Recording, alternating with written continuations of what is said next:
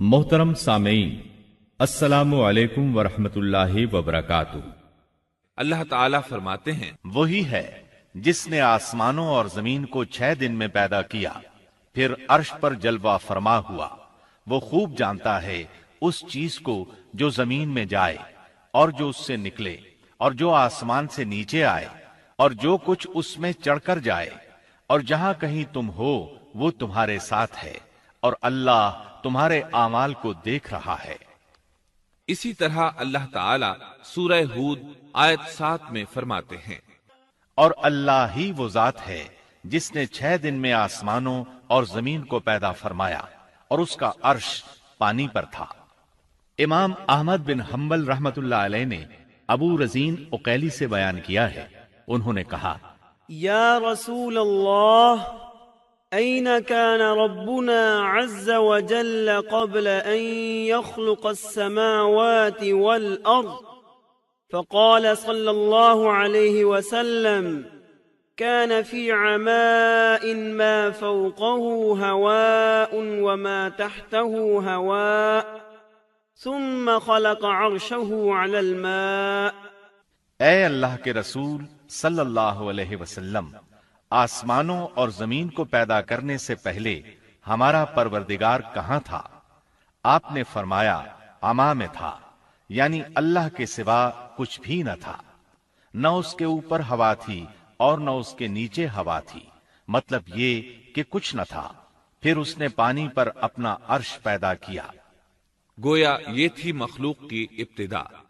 امام احمد، امام ترمذی، امام ابو داود اور بہت سے دوسرے محدثین رحمہم اللہ نے سیدنا عبادہ بن صامت رضی اللہ عنہ کی روایت بیان کی ہے۔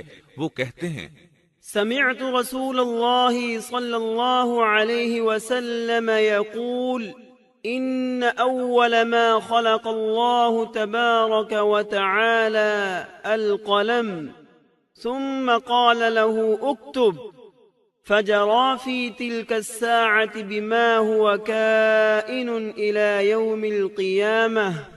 میں نے رسول اکرم صلی اللہ علیہ وسلم کو فرماتے ہوئے سنا، آپ فرما رہے تھے، بلا شبہ اللہ نے سب سے پہلے قلم کو پیدا کیا، پھر اللہ نے اس کو حکم دیا، لکھ، چنانچہ وہ اسی وقت چل پڑا اور قیامت کے دن تک ہونے والی ہر چیز لکھ دی۔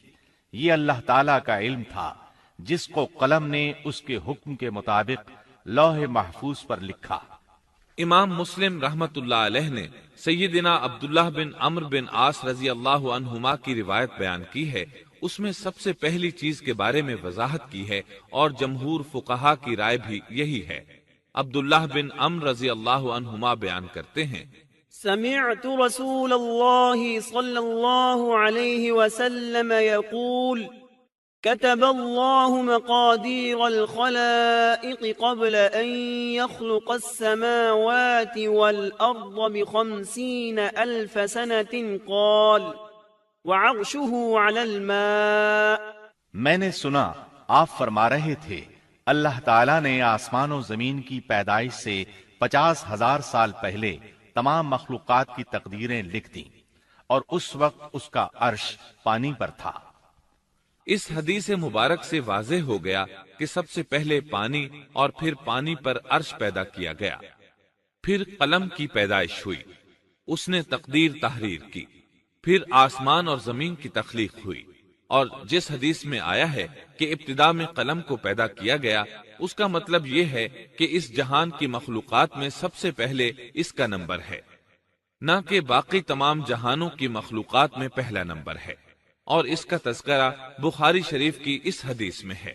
قال اہل اليمن لرسول اللہ صلی اللہ علیہ وسلم جئناك لنتفقه في الدين وليسألك عن اول هذا الامر ما كان، قال كان الله ولم يكن شيء قبله وكان عرشه على الماء وكتب في الذكر كل شيء وخلق السماوات والارض۔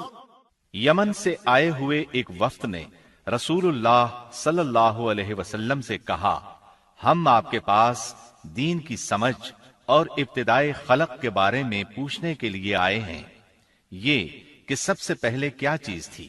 آپ نے فرمایا اللہ تھا، اس سے پہلے کوئی چیز نہ تھی، اس کا عرش پانی پر تھا، پھر اس نے لوح محفوظ پر ہر چیز لکھ دی اور آسمان اور زمین کو پیدا کیا، یعنی ابتدا میں پانی پر عرش کی تخلیق ہوئی، پھر قلم کی پیدائش ہوئی، اس نے سب کچھ لکھ دیا۔ علماء کرام کا بیان ہے قلم کے فوراً بعد لوح محفوظ کو پیدا کیا گیا، چنانچہ قلم نے لوح محفوظ میں ہر چیز لکھ دی۔ اس کے بعد کائنات کی باقی مخلوقات اور آسمان و زمین کی پیدائش معرض وجود میں آتی گئی۔ اشیاء کی پیدائش والی ترتیب میں علماء کرام کے کئی اقوال ہیں، اور ہم نے آپ کے سامنے جمہور علماء اور فقہا کی پسندیدہ اور راجح ترتیب پیش کی ہے۔ آسمان اور زمین کی مخلوقات کی ترتیب کیا ہے، اس بارے میں امام مسلم رحمت اللہ علیہ نے سیدنا ابو ہریرہ رضی اللہ عنہ کی روایت پیش کی ہے۔ وہ کہتے ہیں أخذ رسول الله صلى الله عليه وسلم بيدي فقال خلق الله عز وجل التربة يوم السبت وخلق فيها الجبال يوم الأحد وخلق الشجر يوم الاثنين وخلق المكروه يوم الثلاثاء وخلق النور يوم الأربعاء وبث فيها الدواب يوم الخميس وخلق آدم عليه السلام بعد العصر من يوم الجمعة في آخر الخلق في آخر ساعة من ساعات الجمعة فيما بين العصر إلى الليل۔ نبی اکرم صلی اللہ علیہ وسلم نے میرا ہاتھ پکڑا اور فرمایا اللہ تعالیٰ نے ہفتے کے دن مٹی کو پیدا کیا، اتوار کے دن زمین میں پہاڑ، پیر کے دن درخت، منگل کے دن تکالیف، مصائب، جراثیم اور بیماریاں، بدھ کے دن نور کو، جمعرات کے دن زمین میں چوپایوں کو پھیلا دیا، اور تمام مخلوقات میں جمعے کے دن کی آخری گھڑیوں یعنی عصر سے رات کے درمیان میں آدم علیہ السلام کو پیدا کیا۔ مطلب یہ کہ ابتدائے آفرینش میں جن مخلوقات کی تخلیق ہوئی ان میں سے آخری مخلوق انسان تھا۔ اس حدیث میں مختلف حالات کو نہایت وضاحت سے بیان کیا گیا ہے۔ اس سے بخوبی پتہ چل گیا کہ ابتدائی مخلوقات کی ترتیب کیا تھی۔ ان میں سے آخری نمبر آدم علیہ السلام کا تھا، جبکہ آدم علیہ السلام نسل انسانی میں سب سے پہلے اور تمام انسانوں کے باپ ہیں۔ انسانوں سے پہلے فرشتے اور جن پیدا ہو چکے تھے۔ صاحب عقل مخلوقات میں سب سے پہلا نمبر فرشتوں کا، دوسرا نمبر جنوں کا اور آخری نمبر انسانوں کا ہے۔ فرشتوں کا اصل ٹھکانہ آسمان ہے۔ اللہ تعالی سورۃ الشورى آیت 5 میں فرماتے ہیں تكاد السماوات يتفطرن من فوقهن والملائكة يسبحون بحمد ربهم ويستغفرون لمن في الأرض ألا إن الله هو الغفور الرحيم۔ قریب ہے کہ آسمان اپنے اوپر سے پھٹ پڑے اور تمام فرشتے اپنے رب کی تسبیح اور تحمید بیان کر رہے ہیں اور زمین والوں کے لیے استغفار کر رہے ہیں۔ خبردار اللہ تعالی معاف کرنے والا، رحمت کرنے والا ہے۔ مسلم شریف میں ہے، سیدہ عائشہ صدیقہ رضی اللہ عنہا سے روایت ہے کہ نبی اکرم صلی اللہ علیہ وسلم نے فرمایا خلقت الملائكة من نور وخلق الجان من نار وخلق آدم مما وصف لكم۔ فرشتوں کو نور سے اور جنوں کو آگ سے پیدا کیا گیا، اور آدم کو اس چیز سے پیدا کیا گیا جو تمہارے لیے بیان کر دی گئی، یعنی مٹی سے۔ فرشتوں کی تخلیق کے بعد جنوں کو پیدا کیا گیا۔ جنوں کو بھی انسانوں سے پہلے پیدا کیا گیا تھا، جیسا کہ اللہ تعالیٰ سورۃ الحجر آیت 27 میں فرماتے ہیں، والجان خلقناه من قبل من نار السموم، اور اس سے پہلے جنات کو ہم نے لو والی آگ سے پیدا کیا۔ جنات کے بارے میں بہت زیادہ آیات و احادیث موجود ہیں۔ اللہ تعالیٰ فرماتے ہیں، خلق الجان من مارج من نار، اور جنات کو آگ کے شعلے سے پیدا کیا گیا۔ مارج آگ کے بھڑکتے شعلے کے کنارے کو کہتے ہیں، گویا جنوں کو آگ کی جڑ سے نہیں بلکہ آگ کے شعلوں کے کنارے سے پیدا کیا گیا ہے۔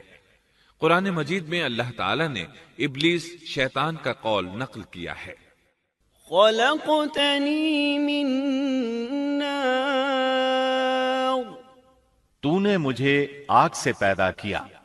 اسی طرح پہلے بھی بیان ہو چکا ہے کہ اللہ نے فرمایا، والجان خلقناه من قبل من نار السموم، اور اس سے پہلے جنات کو ہم نے لو والی آگ سے پیدا کیا۔ یہ ہے جنات کی اصل اور بنیاد۔ ابلیس ملعون بھی جنات میں سے ہے، اور اس مسئلے میں کسی کو تردد اور شبہ نہیں ہونا چاہیے، اس لیے کہ قرآن مجید میں ہے، إلا إبليس كان من الجن، اور ابلیس جنوں میں سے تھا۔ مطلب یہ کہ وہ فرشتوں میں سے نہیں تھا۔ حسن بصری رحمت اللہ علیہ فرماتے ہیں، وہ پلک جھپکنے کے برابر بھی فرشتوں کی جنس میں داخل نہیں ہوا، اور نہ ہی وہ کبھی فرشتوں میں شمار ہوا ہے۔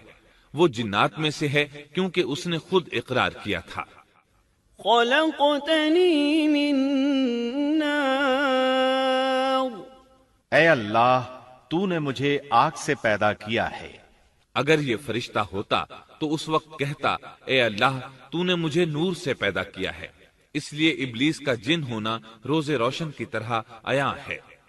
سیدنا عبداللہ بن عمر رضی اللہ عنہما اور سیدنا عبداللہ بن عباس رضی اللہ عنہما فرماتے ہیں، آدم علیہ السلام سے 2000 سال پہلے جنات پیدا کیے گئے۔ وہ ہماری اس زمین پر رہائش پذیر تھے۔ آہستہ آہستہ وہ فسق و فجور میں مبتلا ہو گئے۔ جب وہ فتنہ فساد میں حد سے بڑھ گئے، ناحق خون بہانے لگے، تو اللہ تعالیٰ نے ان کی طرف فرشتوں کا عظیم لشکر بھیجا۔ ان سے جنات کی زبردست مارکہ آرائی ہوئی۔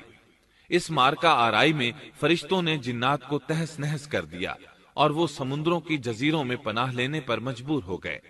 زمین کے ہر بر اعظم سے انہیں جلا وطن کر دیا گیا، چنانچہ آج تک ان کا مسکن یہی جزیرے اور عظیم مراکز ہیں۔ یہ واقعہ آدم علیہ السلام کی تخلیق سے پہلے ہو چکا ہے۔ احادیث مبارکہ میں ہے کہ ابلیس ملعون کا ایک تخت ہے، اور وہ تمام جنات کا سردار اور حکمران ہے۔ اس کا شاہی تخت پانی پر ہے، اگرچہ اس کی متعین جگہ ہمیں معلوم نہیں۔ یہاں تک ذکر تھا سیدنا آدم علیہ السلام کی پیدائش سے پہلے کا۔